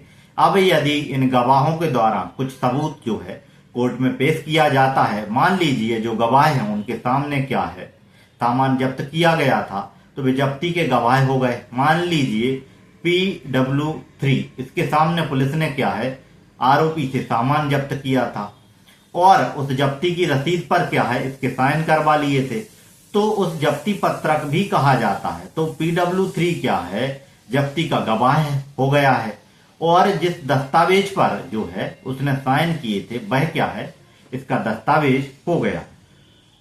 उसकी सत्यता को क्या है यह सिद्ध करेगा, इसकी गवाही होगी और वो जब्ती का जो दस्तावेज है वो क्या है एग्जामिनेशन PW1 हो गया। का मतलब होता है एग्जीबिशन जब भी कोर्ट में कोई दस्तावेज पेश किया जाता है तो उस दस्तावेज पर क्या है गवाही होती है। जब उस दस्तावेज पर गवाही नहीं होगी व दस्तावेज कोर्ट में मान्य नहीं है तो चार्जशीट में जितने डॉक्यूमेंट लगे हैं पुलिस ने हर चीज का एक गवाह बनाया होगा। डॉक्टर की जो मेडिकल रिपोर्ट लगी होगी उस पर भी डॉक्टर को आकर कोर्ट में गवाही देनी पड़ेगी, तब जाके वह क्या है प्रदर्शित हो पाएगा अर्थात साक्ष्य होगा। तो जिस गवाह का जो दस्तावेज होगा उसे क्या है उसे प्रदर्शित करवाना पड़ता है। तो PW3 जो गवाह है इसका दस्तावेज क्या है जब्ती पत्रक है। तो गवाही के माध्यम से उसे क्या है कोर्ट में उसे प्रदर्शित करना पड़ेगा, एग्जीबिशन करवाना पड़ेगा। जैसे मान लीजिए PW2 कोई गवाह है, क्या है दो दस्तावेज लेकर आया है, उसके दस्तावेज के ऊपर लिखा जाएगा एग्जीबिशन दस्तावेज होंगे। उसी प्रकार से उन्हें मार्क किया जाएगा और प्रदर्शित करवाया जाएगा। इस प्रकार डिफेंस अर्थात आरोपी पक्ष बचाव पक्ष का कोई गवाह है कोई दस्तावेज या कोई सबूत लेकर आता है तो इसी प्रकार क्या है कोर्ट क्या है प्रदर्शित अर्थात एग्जीबिशन करवाना पड़ेगा गवाही के। पहले विक्टिम अर्थात पीड़ित या शिकायतकर्ता की गवाही होती है। इसके बाद कोई पब्लिक विटनेस चक्षुदर्शी जिसने घटना को देखा हो, इसके बाद पुलिस डॉक्टर और फॉरेंसिक लैब वालों की जो भी केस के अनुसार चार्जशीट में दिए गए हैं नाम उनके बेंच से ही क्या है गवाही होती है। लास्ट में होती है IO इन्वेस्टिगेशन ऑफिसर की गवाही। सबसे पहले अभियोजन अर्थात पीड़ित पक्ष के अधिवक्ता सरकारी वकील जिसे कहा जाता तो क्या है अपने पक्ष आयोजन पक्ष के गवाहों का क्या है मुख्य परीक्षण करते हैं। मुख्य परीक्षण क्या है अर्थात पार्टी का वकील करवाता है। जब पीड़ित पक्ष को क्या है मुफ्त कानूनी सहायता है तो इनको सरकारी अधिवक्ता मिलता है। फरियादी पक्ष को या पीड़ित पक्ष को तो इनका मुख्य परीक्षण क्या है अधिवक्ता ही करवाते हैं। कुछ नहीं बस पूछते हैं कि भाई बताओ क्या क्या हुआ या घटना कैसे कारित हुई, किसने मारा। तो पूरी घटना क्या है फरियादी पीड़ित या पक्ष जो है बताता है। अब इसके बाद आरोपी के अधिवक्ता आरोपी को बचाने के लिए फरियादी अर्थात पीड़ित पक्ष का मुख्य परीक्षण हो जाने के बाद उससे क्रॉस उसका प्रति परीक्षण करते हैं। इससे क्रॉस एग्जामिनेशन करना भी कहा जाता है। आरोपी को बचाने के लिए किया जाता है। भाई तुम झूठ बोल रहे हो, ऐसी कोई घटना नहीं हुई थी, ऐसे सवाल क्या है पूछे जाते हैं।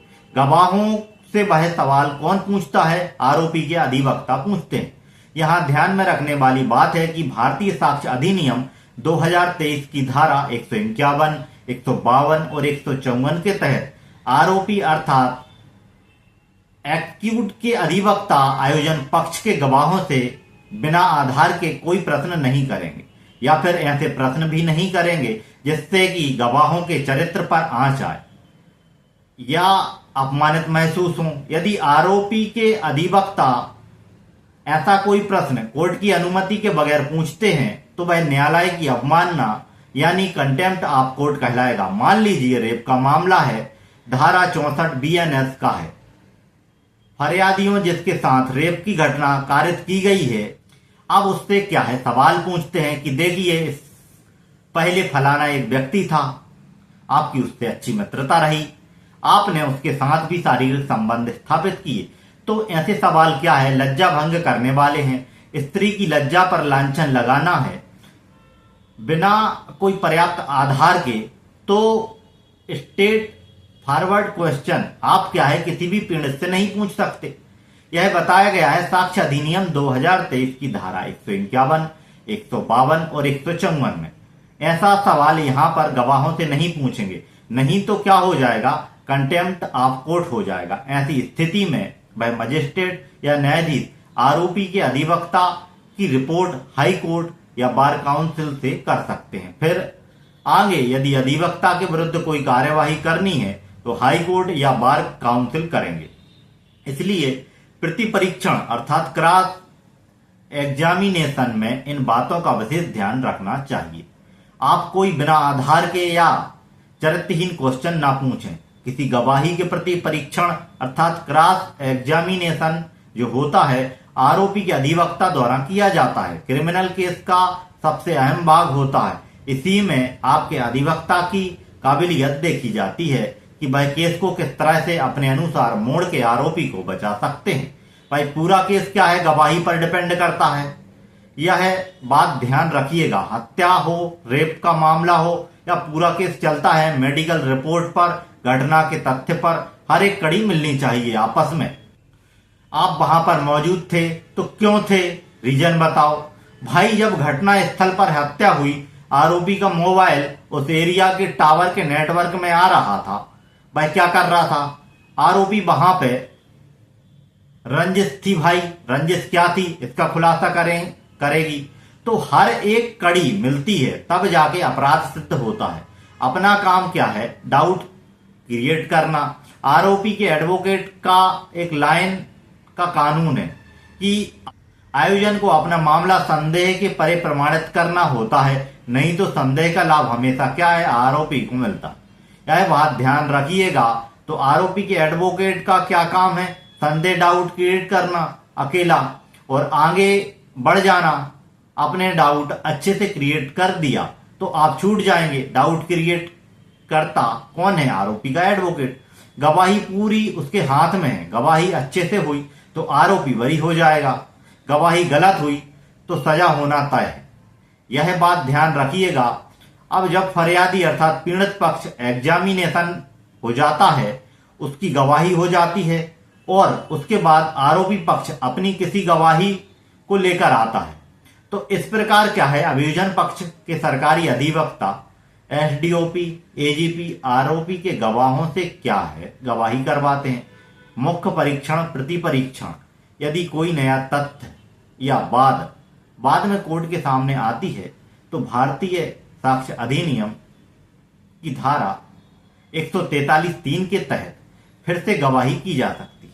पुनः परीक्षण भी कहा जाता है। री एग्जामिनेशन, अगर कोई आयोजन पक्ष का गवाह है या सरकारी गवाह है अपने बयान से मुकर जाए, अर्थात भारतीय साक्ष्य अधिनियम 2023 की धारा 157 के तहत खुद उस गवाह से जिरह अर्थात क्रॉस कर सकते हैं, यह साबित करने के लिए कि वह गवाह जानबूझकर झूठ बोल रहा है। मान लीजिए पीड़ित पक्ष है अर्थात विक्टिम या फरियादी कह लें, उसकी साइड से कोई गवाह है उसे क्या है अभियोजन का गवाह कहा जाएगा, क्योंकि अभियोजन पक्ष का गवाह है। मान लीजिए कोई आई विटनेस है, चक्षुदर्शी है, जिसने अपनी आंखों से घटना होते हुए देखी थी।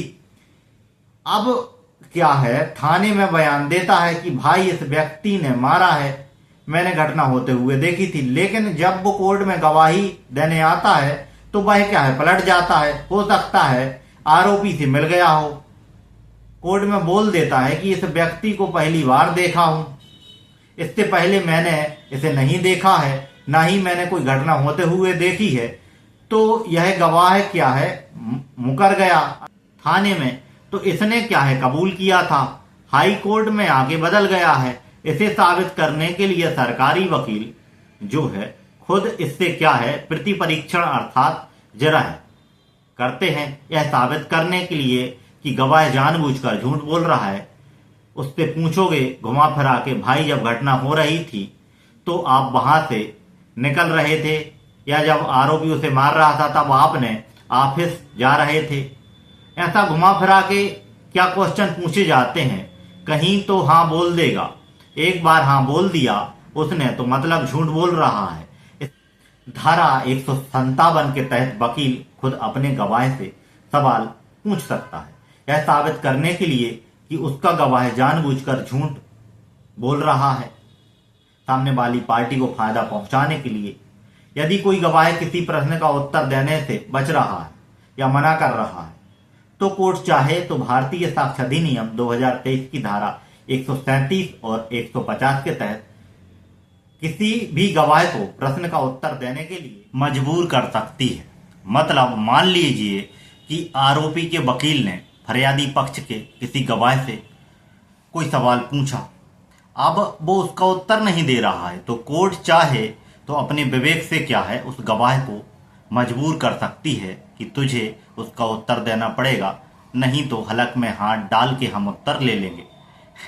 खैर ये कहने की बात है, मतलब मजबूर कर सकती है कोर्ट उस व्यक्ति को उसका उत्तर देने के लिए, नहीं तो यही माना जाएगा कि भाई ये झूठ बोल रहा है।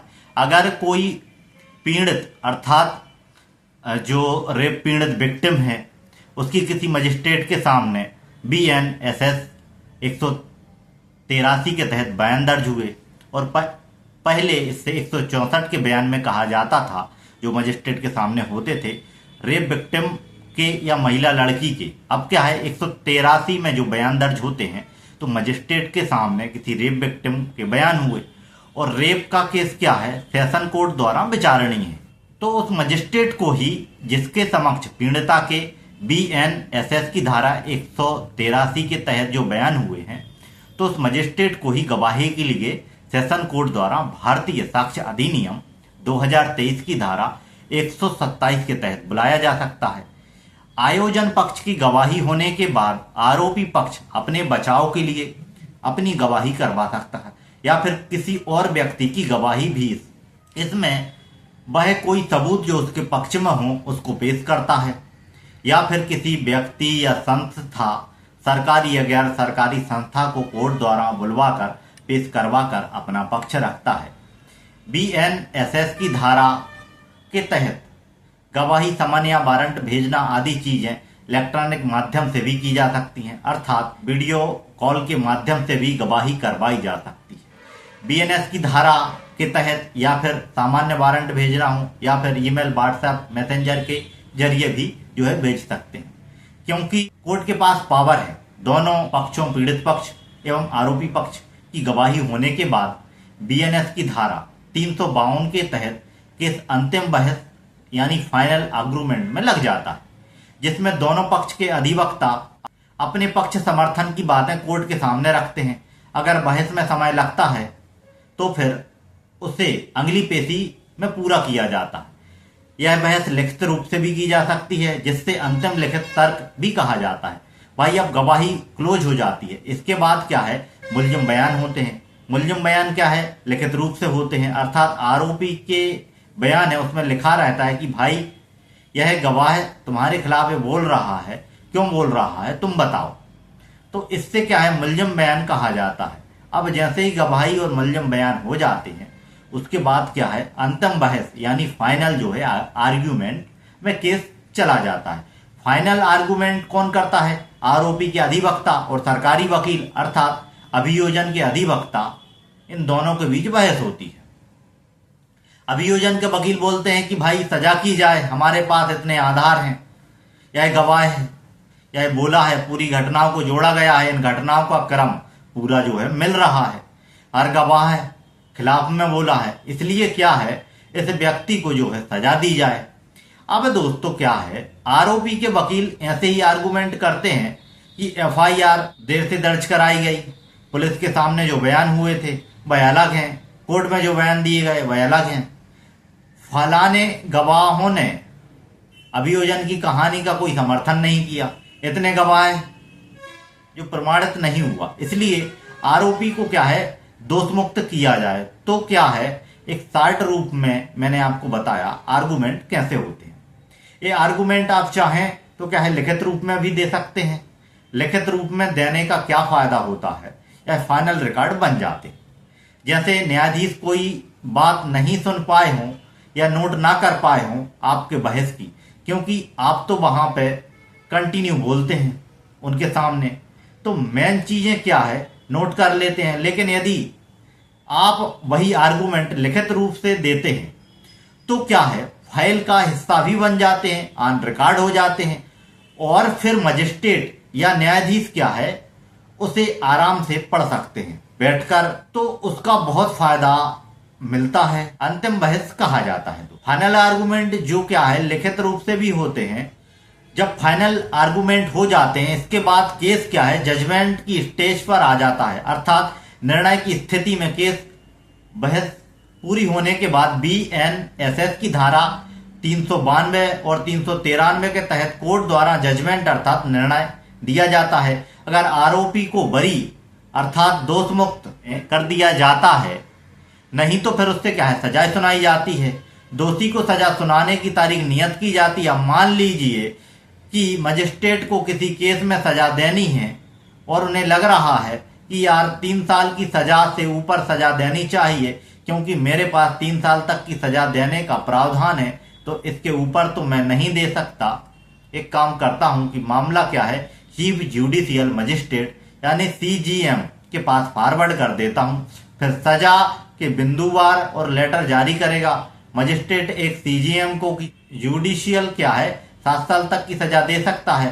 फिर यदि ऐसा मामला है हत्या रेप का मामला है तो मामला ऑलरेडी सेशंस कोर्ट के पास है, और सेशंस कोर्ट क्या है फांसी या आजीवन कारावास या साश्रम कारावास कुछ भी कर सकती है। सामुदायिक सेवा या कम्युनिटी सर्विस अर्थात आपको कहीं पर भी सफाई करने की या फिर पेड़ उगाने की वृक्षारोपण करने की सजा क्या है दी जा सकती है। या फिर जाओ भाई वृद्धाश्रम में जाओ, वहां पर जो है वृद्ध जो व्यक्ति हैं उनकी सेवा करो। किसी भी प्रकार की क्या है सामुदायिक सेवा जो है दी जा सकती है। या फिर कोर्ट में सारा दिन खड़े रहने की भी सजा दी जा सकती है। अन्य प्रकार के काम करने की भी क्या है सजा दी जा सकती है। तो सजाएं इतने प्रकार की होती हैं। अगर कोर्ट को किसी केस में आरोपी को दोषी करार देते हुए मृत्यु दंड की सजा देनी होती है तो सेशन कोर्ट सजा सुनाने से पहले फांसी की सजा के कन्फर्मेशन के लिए उसके फैसले की एक जो कॉपी है बीएनएसएस की 407 के तहत हाई कोर्ट को भेजती है। मतलब मान लीजिए हत्या रेप का मामला है और वहां पर सेशन कोर्ट में क्या है फांसी की सजा सुना दी है कि भाई इसे मृत्यु दंड दिया जाता है, तो सजा सुना देने से पहले सेशन कोर्ट को क्या है इसमें हाई कोर्ट की कंफर्मेशन लेना पड़ता है कि भाई इसने अपराध किया है और इसको हम मृत्यु दंड की जो है सजा देना चाहते हैं। इस मृत्यु दंड को आप कंफर्म कीजिए। यह कंफर्मेशन मांगने के लिए सेशन कोर्ट क्या है धारा 407 के तहत फाइल को क्या है हाई कोर्ट के पास भेज देती है। अब दोस्तों हाई कोर्ट के पास पावर है कि वह सजा को बदल दे, मृत्यु दंड को क्या है आजीवन कारावास में, क्योंकि हाई कोर्ट को लगता है फाइल देखने के बाद कि भाई रेयरेस्ट ऑफ रेयर केसेज में ही नहीं आता है। ब्रल से ब्रल मामला रेयरेस्ट ऑफ रेयर केस में क्या होता है, मान लीजिए कोई लड़की है बालिग है या 18 वर्ष से कम आयु की है, उसके साथ में जो है रेप किया गया है और बड़ी बेरहमी के साथ में उसकी हत्या कर दी गई है। एक साथ कई व्यक्तियों की क्या है निर्मम हत्या कर दी गई है। तो ऐसे केस क्या है रेयरेस्ट ऑफ रेयर केस कहलाता है। तो ऐसे मामलों में क्या है फांसी की सजा दी जाती है। मृत्युदंड की अब हाई कोर्ट को लगता है कि भाई मृत्युदंड देना ठीक नहीं होगा, ये रेयरेस्ट ऑफ रेयर कैटेगरी में नहीं आ रहा है, तो इसको क्या है आजीवन कारावास कर दो। आजीवन कारावास क्या होता है? जब तक जीवन है जब तक जेल में रहना पड़ेगा। दोस्तों आजीवन कारावास को आप 14 वर्ष का कारावास मत समझिएगा। आप गलती से भी आजीवन कारावास के मामले में सरकार 14 वर्ष बाद विचार करती है दोस्तों। यदि इस व्यक्ति का चाल चलन जेल में ठीक होता है तो उसके बाद क्या है उसे छोड़ दिया जाता है, नहीं तो आजीवन कारावास का मतलब है कि जब तक जीवन है तब तक व्यक्ति क्या है जेल में रहेगा। नए कानून में तो स्पष्ट लिख दिया गया है आजीवन कारावास की जगह आजीवन कारावास और शेष प्राकृतिक जीवन, मतलब इसकी जो नेचुरल जितनी भी लाइफ बची है वो जेल में ही निकलेगी। अब ये अलग से जोड़ा गया है नए कानून में, BNS में आप देख सकते हैं। हाई कोर्ट को लगता है तो क्या है सजा बदल सकती है और हाई कोर्ट बिना विलंब किए हुए जो है मृत्युदंड की सजा की पुष्टि या फिर अन्य सजा के जो है आदेश की कॉपी BNSS की धारा 412 के तहत सेशन कोर्ट को वापस भेज देती है। जब ट्रायल कोर्ट अर्थात सेशन कोर्ट को फांसी के मामले में हाई कोर्ट से कंफर्मेशन मिल जाती है, मतलब हाई कोर्ट को लगता है कि भाई मृत्युदंड जो है आपने सही दिया है, तो हाई कोर्ट क्या मृत्युदंड की पुष्टि करके सेशन कोर्ट के पास भेज देगी कि हाँ भाई हमारी साइड से तुम फ्री हो, इसको फांसी की अर्थात मृत्युदंड की सजा दे सकते हो। और कंफर्मेशन की कॉपी क्या है सेशन कोर्ट को भी मिल जाती है। अब सेशन कोर्ट क्या है आरोपी को फांसी की सजा सुना देगी। इसके बाद दोषी व्यक्ति हाई कोर्ट में जो है इसकी अपील जो है दाखिल कर सकता है कि उसे फांसी नहीं दी जाए। इसमें आरोपी अपने मजबूत पहलुओं अर्थात अपनी जैसे काउंटर FIR की गई है तो उसके बारे में बताएगा कि भाई हमारे ऊपर भी हमला किया गया था, फिर गवाहों ने भी मामले को जो है सिद्ध नहीं किया है, जो गवाह है हटाइए या दुनिया भर की जो बातें हैं वो कोर्ट में रखी जाती हैं। अपनी सामाजिक पारिवारिक आर्थिक मजबूरियों को भी बताया जाता है। और सेशन कोर्ट ने क्या गलती की है निर्णय देने में, यह भी हाई कोर्ट के सामने जो है आरोपी के अधिवक्ता इस बात को रखते हैं। लेकिन अगर फिर भी हाई कोर्ट आरोपी को मृत्युदंड की सजा को अपील में कन्फर्म कर दे तो वह इस निर्णय की अपील करने के लिए सुप्रीम कोर्ट में जा सकता है। हाई कोर्ट भी नहीं माने कि नहीं भैया मृत्युदंड सही है तो पूरा मामला जो सिद्ध हो रहा है तो आरोपी क्या है सुप्रीम कोर्ट में जा सकता है। अपील पेंडिंग अर्थात लंबित रहने के दौरान, जैसे कि सुप्रीम कोर्ट में क्या है अपील कर दी गई है। अब यह तो है नहीं है कि आज अपील कर दी तो कल सुनवाई हो जाएगी, आराम से पेशी मिलेगी 2-3 महीने की। तो जब तक क्या है अपील पेंडिंग है तो ऐसी स्थिति में यानी BNSS की धारा 430 के तहत अपीलीय कोर्ट में जमानत दिए जाने के लिए जो है आवेदन कर सकता है। आरोपी जब तक अपील की सुनवाई नहीं हो जाती है तब तक के लिए क्या है हमें जमानत दी जाए। अब यह अपीलीय न्यायालय के ऊपर है कि हाई कोर्ट और सुप्रीम कोर्ट के ऊपर है। सुप्रीम कोर्ट में अपील की गई है तो फिर सुप्रीम कोर्ट के ऊपर है कि भाई जमानत पर दया करना है या नहीं करना है।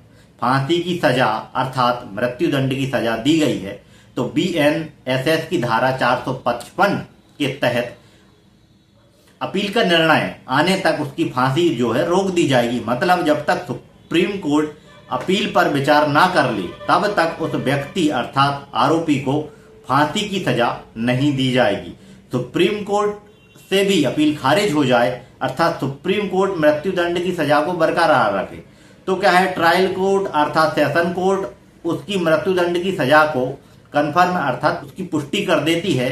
अगर आरोपी को सजा उम्र कैद अर्थात आजीवन कारावास या इससे कम की होती है तो फिर सेशन कोर्ट को हाई कोर्ट से कन्फर्मेशन लेने की जो है जरूरत नहीं है। मतलब सिर्फ मृत्युदंड के मामलों में क्या है सेशन कोर्ट को हाई कोर्ट से कन्फर्मेशन लेना है। यदि आजीवन कारावास भी दिया गया है तो फिर कन्फर्मेशन लेने की कोई उतनी जरूरत नहीं है। अब दोस्तों तीसरा भाग क्या है अपील होता है। अगर दोषी को सजा 3 साल या उससे कम की सुनाई गई है तो आरोपी उसी कोर्ट से निर्णय सुनाने के दिन ही तुरंत BNSS की धारा 430(3) के तहत जमानत मिल जाएगी। मान लीजिए सेशन कोर्ट हो, मजिस्ट्रेट की कोर्ट हो, यदि सजा 3 साल तक की है, उससे कम की सजा सुनाई गई है, तो आरोपी को क्या है, निर्णय के दिन ही क्या है, जमानत मिल जाती है उसी कोर्ट से। फिर भाई चाहे तो अपील कर सकता है। यदि सजा 3 साल से ऊपर की सुनाई गई है तो फिर आरोपी को क्या है, जेल जाना होगा। फिर वो ऊपर की कोर्ट अर्थात अपीलीय कोर्ट में अपनी बेल अर्थात जमानत के लिए दोस्तों आवेदन कर सकता है।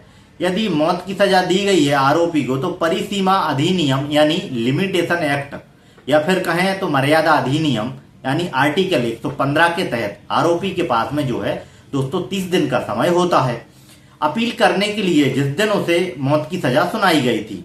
और बाकी अन्य प्रकार की सजा हाई कोर्ट में 30 दिन तथा अन्य कोर्ट में 60 दिन का जो है दोस्तों समय जो है मिल जाता है अपील करने के लिए। मतलब इतने टाइम के अंदर जिस दिन सजा सुनाई गई है, आपको इतने समय से जो समय बताया गया है यहाँ पर, इसके अंदर आप अपील कर सकते हैं। नहीं तो आपकी अपील क्या है दोस्तों, टाइम बार्ड हो जाएगी।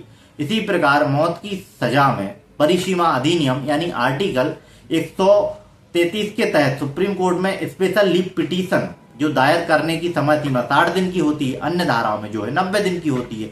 अगर आरोपी को मजिस्ट्रेट की कोर्ट से सजा मिली है तो आरोपी BNSS की धारा 415 के तहत ऊपर की कोर्ट जो है सेशन कोर्ट, फिर हाई कोर्ट, उसके बाद सुप्रीम कोर्ट जो भी हो वहां पर जो है अपील कर सकता है। जैसे मजिस्ट्रेट की कोर्ट ने सजा सुनाई है तो आप सेशन कोर्ट चले जाएंगे, इसके बाद हाई कोर्ट, फिर इसके बाद सुप्रीम कोर्ट। यदि डायरेक्ट सेशन कोर्ट ने सजा सुनाई है तो फिर आप हाई कोर्ट जाएंगे, फिर सुप्रीम कोर्ट जो भी अपीलीय कोर्ट हो उसके अनुसार आप क्या है अपील कर सकते हैं। क्रमवार यह चलता है। शिकायतकर्ता या पीड़ित अर्थात फरियादी को लगे कि आरोपी को जो सजा है वो कम मिली है, दोष मुक्त हो गया है, तो फिर भाई शिकायतकर्ता या पीड़ित भी ऊपर की कोर्ट यानी अपीलीय कोर्ट में आरोपी को ज्यादा सजा दिलाने की अपील कर सकते हैं। दोस्तों BNSS की धारा 418 के तहत और राज्य सरकार भी चाहें तो अपील कर सकते हैं। 419 के तहत भाई आरोपी को सजा कम मिली है या फिर दोष मुक्त किया गया है तो यह गलत है, तो फरियादी और सरकार दोनों ही जो अपील कर सकते हैं। हालांकि ऐसे कुछ ही मामले ऐसे होते हैं जिनके तहत कोई अपील नहीं की जा सकती। यह प्रावधान BNSS की धारा 295, धारा 416 और धारा 417 के तहत निर्धारित किए गए। इन धाराओं के अंतर्गत यदि प्रक्रिया अपनाई गई है तो फिर वहां पर जो है दोस्तों अपील जो है नहीं की जा सकती।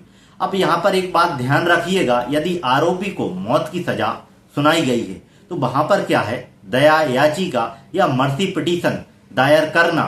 अगर दोषी व्यक्ति को फांसी की सजा सुनाई गई और हाई कोर्ट तथा इसके बाद सुप्रीम कोर्ट में भी अपील खारिज हो गई हो तो दोषी व्यक्ति संविधान के अनुच्छेद 21 के तहत अपने राज्य के राज्यपाल अर्थात गवर्नर और राष्ट्रपति यानी प्रेसिडेंट के पास संविधान के अनुच्छेद 72 के तहत जो है दया याचिका दायर कर सकता है कि भाई फांसी की सजा ना दी जाए। दोस्तों अनुच्छेद 72 के तहत दया याचिका दायर कर सकता है कि भाई फांसी की सजा ना दी जाए, हम पर दया करो। पहले राज्यपाल को मृत्युदंड की सजा जो है माफ करने का अधिकार नहीं था, केवल राष्ट्रपति ही मृत्युदंड की जो है दया याचिका पर विचार कर सकते थे। लेकिन सुप्रीम कोर्ट द्वारा the state of Haryana versus Rajkumar aka Bittu जो उसका केस था 3 अगस्त 2021 के ऐतिहासिक निर्णय में राज्यपाल को भी मृत्युदंड की सजा को माफ करने की शक्ति प्रदान हो गई है। अब दोस्तों क्या है पुनर्विचार याचिका यानी रिव्यू पिटीशन और उपचारात्मक याचिका यानी क्यूरेटिव पिटीशन संविधान के अनुच्छेद 137 सुप्रीम कोर्ट को अपने निर्णयों पर पुनर्विचार करने उन्हें सुधारने की जो है शक्ति देता है। अब संविधान के अनुच्छेद 137 के तहत दोषी व्यक्ति सुप्रीम कोर्ट में जो है रिव्यू पिटीशन यानी पुनर्विचार याचिका लगा सकता है, जिससे कि सुप्रीम कोर्ट अपने ही निर्णय पर जो है दोबारा विचार कर सके। यदि पुनर्विचार जो है याचिका में सुप्रीम कोर्ट अपना निर्णय कायम रखे और मृत्युदंड की जो है सजा है उसको बरकरार रखे तो फिर क्या है दोषी व्यक्ति के पास और आखिरी और अंतिम उपाय रहता है कि भाई दोषी व्यक्ति सुप्रीम कोर्ट में उपचारात्मक याचिका यानी क्यूरेटिव पिटीशन को है दायर करे। अब दोस्तों यहाँ पर जो है क्यूरेटिव पिटीशन शब्द की उत्पत्ति शब्द क्यूरो से हुई है। जिसका शाब्दिक अर्थ है उपचार। उपचारात्मक याचिका में यह बताना आवश्यक है कि याचिकाकर्ता किस आधार पर सुप्रीम कोर्ट के फैसले को चुनौती दे रहा है। उपचारात्मक याचिका तब दाखिल की जाती है जब किसी आरोपी की राष्ट्रपति के पास भेजी गई दया याचिका और सुप्रीम कोर्ट में रिव्यू पिटीशन दोनों ही दोस्तों खारिज कर दी जाती हैं। जो उपचारात्मक याचिका यानी क्यूरेटिव पिटीशन की जो उत्पत्ति है दोस्तों, वो सुप्रीम कोर्ट द्वारा Ashok hurrah versus Ashok hurrah and others 10 अप्रैल 2002 को केस में हुई थी। संविधान के जो अनुच्छेद 142 के तहत भी उपचारात्मक याचिका सुप्रीम कोर्ट में जो है लगाई जा सकती है। यदि उपचारात्मक याचिका क्यूरेटिव पिटीशन भी खारिज हो जाए तो फिर आरोपी को सजा से कोई नहीं बचा सकता, उसका मरना तय हो गया है। इसी के साथ क्रिमिनल केस का जो है ट्रायल जो है दोस्तों समाप्त हो जाता है। यदि किसी व्यक्ति को झूठा फंसाया गया है और उसके खिलाफ एफआईआर दर्ज कराकर उस व्यक्ति को गिरफ्तार करा दिया गया है एवं केस की सुनवाई के दौरान मजिस्ट्रेट को लगता है कि आरोपी जो व्यक्ति है उसकी गिरफ्तारी गलत थी, तो ऐसी स्थिति में मजिस्ट्रेट जो है बीएनएसएस की धारा 399 के तहत फरियादी अर्थात पीड़ित व्यक्ति को आदेश कर सकते हैं कि फरियादी बतौर हर्जाना आरोपी व्यक्ति को प्रतिकर राशि के रूप में जो 1 लाख रुपए तक हो सकता है उसे दे। मतलब आपके ऊपर किसी व्यक्ति ने झूठी एफआईआर दर्ज करवा दी है और बाद में high court by FIR quash करवा देती है, या फिर मजिस्ट्रेट को लगता है कि भाई जो है गलत गिरफ्तारी की गई है, तो मजिस्ट्रेट धारा 399 के तहत उस व्यक्ति को जिसने एफआईआर दर्ज कराई थी, फरियादी यानी जिसके गिरफ्तार करवाया गया था, उस व्यक्ति को यह आदेश दे सकती है कि भाई आरोपी को जो है कंपेंसेशन राशि दे। देखिए अपील कोर्ट से निर्णय आ गया है, फिर क्या है केस समाप्त हो जाता है। जैसा कि हमने देखा कि व्यक्ति को मृत्यु दंड की सजा सुनाई गई है, वह मर गया है तो केस क्या है समाप्त हो गया है। लेकिन जब केस पेंडिंग हो तो केस चलते रहने के दौरान इन धाराओं का दोस्तों प्रयोग किया जा सकता है, जिससे आरोपी पक्ष को भी क्या है थोड़ी राहत मिल सके। पेशी में हाजिरी माफी क्या है दोस्तों, अगर आरोपी जिसका केस कोर्ट में चल रहा है वो किसी कारण से उस दिन पेशी पर नहीं आ सकता है तो वह अपने अधिवक्ता के माध्यम से बीएनएसएस की धारा 355 के तहत कोर्ट में आवेदन करके उस दिन नहीं आने का कारण देकर कोर्ट जाने से बच सकता है। यदि वह ऐसा नहीं करता है तो कोर्ट उसके विरुद्ध जो है दोस्तों वारंट जारी कर देगी। मतलब भाई किसी दिन कोर्ट नहीं आ पा रहे हो, बारिश हो रही है या फिर तबीयत खराब हो गई है, तो आप आरोपी हैं, आपको पेशी पर आना है, आप नहीं आ पाते हैं तो आप अपने एडवोकेट से बोलेंगे कि सर आज नहीं आ पा रहा हूं, मेरी स्थिति नहीं है कोर्ट आने की। तो आपका एडवोकेट क्या है कोर्ट में आवेदन देगा हाजिरी माफी का। बीएनएसएस की धारा जो 355 के तहत यदि आपके वकील ने यह आवेदन नहीं दिया है तो कोर्ट आपका वारंट जारी कर देगी। एक बात ध्यान रखिएगा, और पुलिस आपको गिरफ्तार करके ले जाएगी। दोस्तों एक होता है स्थायी हाजिरी माफी, यानी आरोपी अपनी कोई मजबूरी जैसे कि उसकी कोई बीमारी है, वृद्धावस्था है, या फिर कोर्ट से उसके घर की दूरी बहुत ज्यादा है या अन्य सुरक्षा कारणों का हवाला देकर वह अपने अधिवक्ता के माध्यम से बीएनएसएस की धारा 228 के तहत कोर्ट से स्थायी हाजिरी माफी ले सकता है। इसमें उसे हर पेशी पर कोर्ट आने की छूट मिल जाती है। आरोपी को सिर्फ चार्ज फ्रेम करने के लिए तथा अंत में जजमेंट के समय ही कोर्ट आना होता है। भाई मान लीजिए आप लंगड़े लूले हैं या फिर कोई गंभीर बीमारी है, अब आपको हर पेशी पर कोर्ट नहीं आ सकते तो आप अपने एडवोकेट के माध्यम से आपकी ओर से स्थायी हाजिरी माफी का एक आवेदन जो है दायर करेंगे। बीएनएसएस की धारा 228 के तहत आपकी स्थिति को देखते हुए मजिस्ट्रेट या फिर न्यायाधीश क्या है आपकी स्थायी हाजिरी माफी जो है दे सकते हैं, जिससे हर पेशी पर आपको कोर्ट ना आना पड़े। अब दोस्तों एक क्या है ट्रायल के बीच में केस को खत्म करने के उपाय। राजीनामा, यदि पीड़ित शिकायतकर्ता और आरोपी के बीच समझौता हो जाए तो बीएनएसएस की धारा 359 में बताए गए नियमों के तहत राजीनामा करके केस को समाप्त कर सकते हैं। यदि आयोजन पक्ष कि सभी गवाह अपने बयान बदल लें और आरोपी के पक्ष में गवाही दे दें, तो आरोपी के खिलाफ कोई पुख्ता सबूत भी ना हो, जैसे कि मेडिकल रिपोर्ट ना हो, जब्ती या आरोपी की घटना के समय उपस्थिति आदि, ऐसी स्थिति में क्या है, आरोपी को जो है दोष मुक्त किया जा सकता है। लेकिन यहाँ पर राजीनामा नहीं होता है, तो ध्यान रखिएगा, वहां पर आपके बयान चेंज होते हैं। अपने थाने में जो बयान दिए थे उनको गलत साबित करने के लिए आपको कोर्ट में विपरीत गवाही देना पड़ेगी। एक प्रकार से भी यह राजीनामा ही है। केसों को खत्म करने के लिए रेप और हत्या के मामलों में राजीनामा नहीं होता है, इसमें बयान ही बदले जा सकते हैं। तो क्या था क्रिमिनल केस ट्रायल का फुल वीडियो आपने दोस्तों देख लिया। वीडियो अच्छा लगा हो तो दोस्तों आप हमें कमेंट करके जरूर बताएं।